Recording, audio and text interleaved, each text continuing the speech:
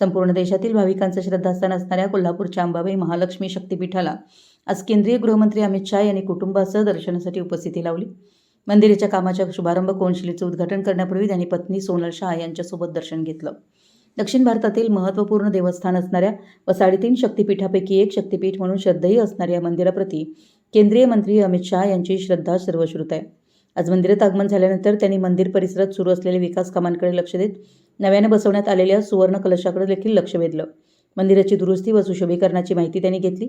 यावेळी मुख्यमंत्री देवेंद्र फडणवीस, उपमुख्यमंत्री एकनाथ शिंदे, सार्वजनिक आरोग्य मंत्री तथा कोल्हापूर जिल्ह्याचे पालकमंत्री प्रकाश आंबेडकर, उच्च व तंत्र शिक्षण मंत्री चंद्रकांतदादा पाटील, सांस्कृतिक कार्य मंत्री ॲडव्होकेट आशिष शेलार, अन्य मंत्री महोदय तसेच श्री शाह यांचे कुटुंबीय उपस्थित होते। यावेळी जिल्हाधिकारी तथा पश्चिम महाराष्ट्र देवस्थान व्यवस्थापन समितीचे अध्यक्ष डॉ. विजय राठोड यांनी श्री अंबाबाई महालक्ष्मीची प्रतिमा, शाल व श्रीफळ देऊन त्यांचं स्वागत केलं। कोल्हापूर प्रतिनिधी, मराठी एस न्यूज।